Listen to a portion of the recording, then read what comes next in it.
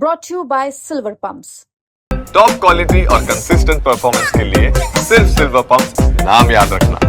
कांग्रेस सांसद दीपेंद्र हुड्डा ने रोहतक और सोनीपत मेयर चुनाव में प्रचार की कमान संभाल ली है। 5 बार के सांसद दीपेंद्र हुड्डा वैसे तो इस बार मुख्यमंत्री बनने की कवायद में जुटे थे, लेकिन प्रदेश की जनता ने तीसरी बार भाजपा की सरकार बनाकर उनके इस सपने को चकनाचूर कर दिया। लेकिन विधानसभा चुनाव खत्म होते ही अब निकाय चुनाव सिर पर आ गया। कांग्रेस के पास न तो संगठन है न नेता विपक्ष। विधानसभा की हार से कांग्रेस के नेताओं के हौसले पहले ही पस्त है, लिहाजा निकाय चुनाव में भी 1-2 जगहों को छोड़ दे तो कांग्रेस कहीं भी मुकाबले में नहीं दिख रही। अब रोहतक और सोनीपत हुड्डा परिवार की राजनीति का गढ़ है, लिहाजा यहाँ का मेयर चुनाव मजबूती से लड़ना हुड्डा परिवार की मजबूरी भी है। शुरू में तो लग रहा था कि रोहतक और सोनीपत के मेयर चुनाव में भी हुड्डा परिवार कोई खासी दिलचस्पी नहीं ले रहा, लेकिन जैसे ही प्रचार अंतिम दौर में पहुंचा, जूनियर हुड्डा ने अपनी जनसभाएं शुरू कर दी और अब बीते 3 दिन से वो लगातार सोनीपत मेयर प्रत्याशी कमल दीवान और रोहतक मेयर प्रत्याशी सूरजमल किलोई के लिए वोट मांग रहे हैं। दीपेंद्र हुड्डा की ये मेहनत कितना रंग लाएगी ये तो 12 मार्च को पता लगेगा, लेकिन इतना जरूर कह सकते हैं कि कांग्रेस का सर्वे सर्वा माने जाने वाला हुड्डा परिवार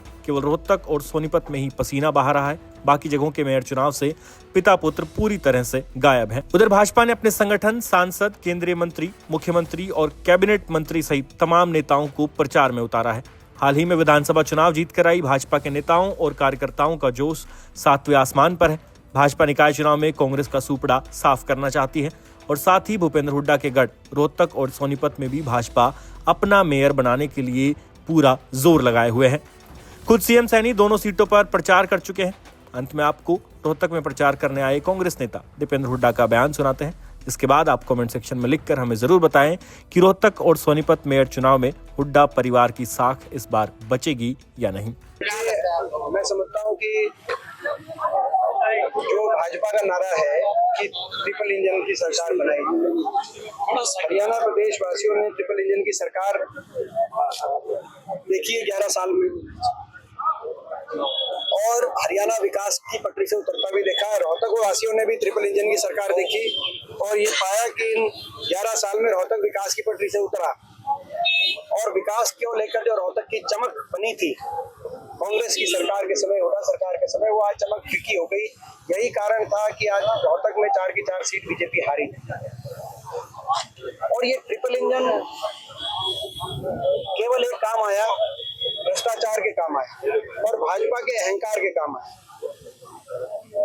एक इंजन ने लूटा तो बाकी दो इंजनों ने उसको संरक्षण देने का काम किया। जैसे हरियाणा, जैसे रोहतक में हर निगम में घोटाले हुए, हर निगम, फरीदाबाद निगम में 300 करोड़ का घोटाला हुआ, रोहतक के निगम में 325 करोड़ रुपए का घोटाला हुआ, अमृत योजना घोटाला। जो अरविंद शर्मा जी जो पूर्व सांसद थे, उन्होंने भी कहा, जो मौजूदा मंत्री हैं, कि रोहतक के उन्होंने पूर्व में शहरों में पूर्व मंत्री और कई लोगों पे आरोप लगाए कि अमृत घोटाला में के राशि थी, वो जो रोहतक की सफाई की राशि थी वो खुद साफ कर गए, मगर इंक्वायरी तक नहीं हुई। यानी कि एक इंजन लूटता था, बाकी इंजन उसको संरक्षण देने का काम करते थे। और इसीलिए हमने जनता के बीच में अपील करी है कि विपक्ष का एक इंजन बनाए। 2 इंजन इनके हैं, दिल्ली चंडीगढ़ में जो करना वो करेंगे, लेकिन एक इंजन विपक्ष को मिले ताकि इनकी भ्रष्टाचार पे लगाम लगाई जा सके, निगरानी रखी जा सके, लोगों के काम आ सके, लोगों की सुनवाई हो सके। अगर कोई ये गलत काम करे तो कम से कम हम उठ के खड़े हो, हम लड़ाई लड़े, विपक्ष लड़ाई लड़े, इनके अहंकार पे अंकुश लग सके। और जो ये वायदा खिलाफी करे, बहुत झूठी पार्टी है भारतीय जनता पार्टी, बहुत झूठी पार्टी की जो वायदा खिलाफी कर रहे हैं। जो चुनाव जीतने के लिए इन्होंने बहुत कुछ किया था, लेकिन चुनाव जीतने के बाद भारतीय जनता पार्टी ने उन वायदों को के विपरीत काम किया। आपने देखा, इन्होंने कहा था कि कौशल निगम के कर्मचारी पक्के करेंगे, पक्के तो दूर की बात है, कौशल निगम में कर्मचारी निकालने लग रहे हैं। बीजेपी ने कहा था सफाई कर्मचारी पक्के करेंगे, सफाई कर्मचारी को पक्के करने की दूर की बात है, सफाई कर्मचारियों की तनख्वाह नहीं आई कई महीनों तक। बीजेपी ने कहा था हरियाणा के 3/4 लोगों को पीले कार्ड बनवा दिए थे चुनाव जीतने के लिए, और अब चुनाव के बाद वो पीले कार्ड कटवाने लग रही है बीजेपी। तो जो इस तरह के वायदा खिलाफी के काम करें तो कम से कम एक इंजन अगर विपक्ष का होगा तो विपक्ष ऐसे कामों को नहीं करने देगा। अगर भ्रष्टाचार बीजेपी करेगी तो विपक्ष का इंजन भ्रष्टाचार को रोकने का काम करेगा, और अगर अहंकार में बीजेपी जाएगी तो इस नतीजे से बीजेपी के अहंकार पे अंकुश लगेगा। और भाजपा की सरकार जो उड़न खटोले पे घूम रही है, ये भाजपा के मंत्री अनिल विज जी कह रहे हैं वो कम से कम उड़न खटेले से नीचे आएगी धरातल पे और लोग एक काम करेंगे। तो आज लोगों के पास ये अवसर है कि संतुलन लाएं प्रदेश की राजनीति में और निकाय चुनाव में कांग्रेस पार्टी का साथ देकर कांग्रेस पार्टी को मजबूत करें। रोहतक में हमें पूरा विश्वास है कि हमारे भाई सूरजमल कलोही जी, जिनको सारा रोहतक जानता है, रोहतक की 36 बिरादरी के सुख दुख में काम आने वाले अगर कोई व्यक्ति पिछले वर्षों से अगर कोई रहे हैं, इनको आप भी जानते हैं सुरेंद्र जी दिल से, तो कोई रहे हैं तो उनका नाम सूरजमल कलोही जी।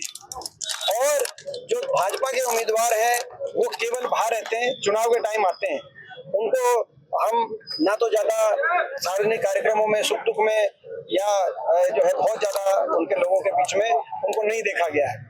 तो मुझे पूरा विश्वास है हमारे बहुत काबिल हैं सूरजमल कलोही जी। तो ऐसे काबिल, ऐसे शरीफ, नरम और लोगों के सुख दुख में काम आने वाले व्यक्ति, कर्मठ जो काम कराने वाले भी व्यक्ति और जो अनुभवी भी हैं, कई बार पार्षद के रूप में लोगों की सेवा करने का अवसर मिला है, ऐसे हमारे उम्मीदवार सूरजमल कलोही जी को लोग आशीर्वाद देंगे मेयर के पद पे भी। और 22 के 22 जो हमारे जो वार्ड्स हैं, जिसमें 20 में हमारे प्रत्याशी हैं कांग्रेस पार्टी के, सभी प्रत्याशियों को भी आशीर्वाद देके जिताना। आपने मन से कहा कि षड्यंत्र के बीजेपी ने सत्ता हासिल की है, लेकिन वो कह रहे हैं कि अभी तक जो कांग्रेस अपने से नहीं जागी है उनको हजम ही नहीं हो रहा है। देखिए वो कोई बात नहीं, वो क्या कह रहे हैं आप उनकी चलाओ।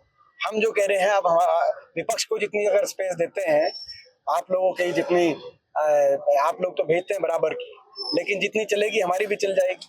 अगर वो उनकी 1 घंटा चलेगी तो 1 मिनट हमारी भी चलानी पड़ेगी। क्योंकि मैं इसलिए अभी आप लोग को ये कहना चाहूंगा कि अगर आप विपक्ष की नहीं दिखाएंगे तो फिर आगे आपकी भी कौन देखेगा? फिर तो दूरदर्शन से ही आप मीडिया का ही जो है मैं समझता हूँ। तो इस प्रजातंत्र में विपक्ष की भी आप इसीलिए आपके जो हमारी भी चलाइए, वो जो कह रहे हैं उनकी चलाइए।